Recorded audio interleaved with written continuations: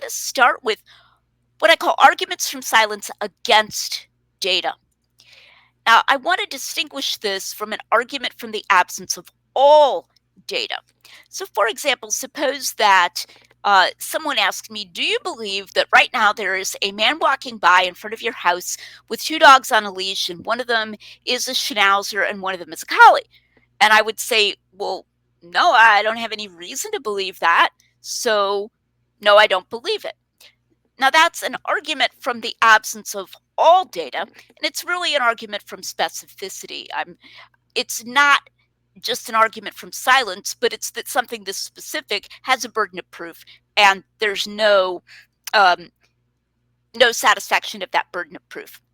But now contrast that with taking the silence of one source and setting it against the actual declaration of another source. So suppose that my husband and one of my adult daughters they've both been out during the day driving cars, different cars.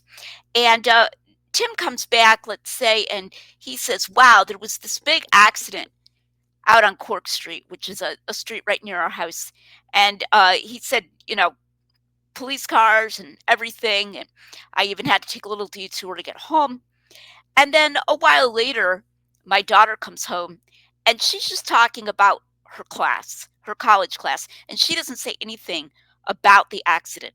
Do I say, well, because she didn't mention it, then only Tim mentioned it, so probably it didn't happen because she would have mentioned it if it had happened? That is an argument from silence against data, and it's a really bad argument because she could just be interested in her class, or maybe the accident had already been cleared up or something by the time she was coming home. So the fact that she doesn't mention it is not a good reason to discount the fact that he did mention it.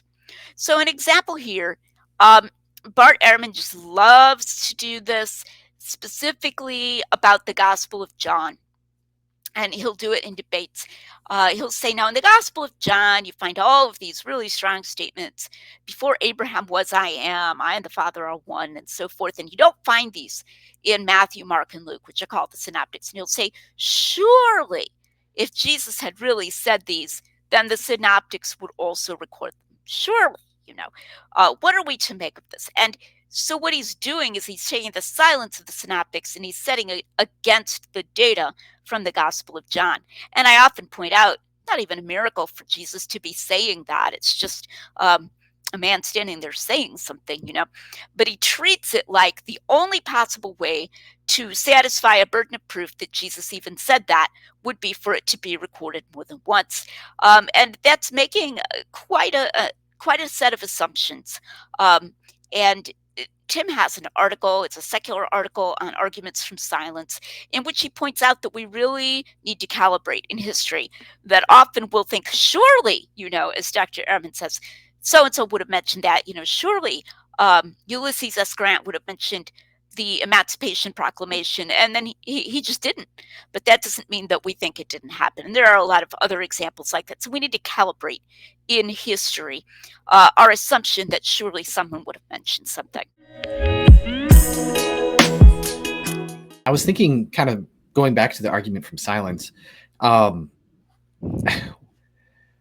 it's such a prevalent thing with New Testament scholars. It's like you can almost just sit through one of their talks or their discussions on like a podcast or something like that, and okay, you can make it into a drinking game almost, or within 10 minutes they're going to give an argument from silence. Like for an example that I heard from Paula Friedrichsen, she said that the author of Acts, which I would say would be Luke, is inventing things because the whole stoning of Stephen. Well, why doesn't Paul mention that in his epistles? Wasn't that a big deal, the stoning of Stephen? And I'm just like, stop it. You just kind of want to be like, why do you keep doing that? Or they'll use it as an argument for some motive. I don't remember the name of this person, but it was just brought to my attention recently that somebody did a video on Jesus being baptized by John the Baptist. and that the Christians weren't comfortable with Jesus being baptized, allegedly. And that then you get to the Gospel of John, and that even though John the Baptist alludes to the Holy Spirit descending on Jesus and so forth, he doesn't actually say in so many words, I baptized him, Mm. right? And that this is the baptism is disappearing in John as a sign of theological discomfort with the baptism. So it wasn't even clear that he was saying the baptism didn't happen, but the argument from silence was being used in this other way to show like some kind of a redactive agenda of discomfort with the baptism, Yeah. and because of high Christology, Yeah. Why is it just do the why is this so prevalent? I mean, like, why do you think? Is it just like these people don't really take the time to just take like a formal logic class before they jump into New Testament studies, or they just, if they did have it in college or whatever, they just forgot it? It's just, I guess for the life of me, I don't understand why this is continually trotted out there. Like it's some kind of like really strong argument when it's just, it's almost always bad. You know what I mean? Yes, well, because it's being used sometimes very often against data, as I Yeah. was saying. Um, a lot of this is social. A lot of times the only answer we can give to why is, you know, it's like if you have bad habits in a given family, like if people are always mean to one another, why are they so mean to one another? Well, because that's what they learned from the time they were kids. And this argument from silence, that's what they learned from the time they were, PhD students, Mhm. right? So it's a disciplinary habit, and people are great imitators, great mimics. You're trying to learn the discipline. You sometimes even subconsciously pick up on what the older scholars or older people. I'm sure people do it in sports. I'm sure they do it in I don't know, firefighters. What do the more experienced firefighters do? And they imitate that. So I think a lot of it is imitation.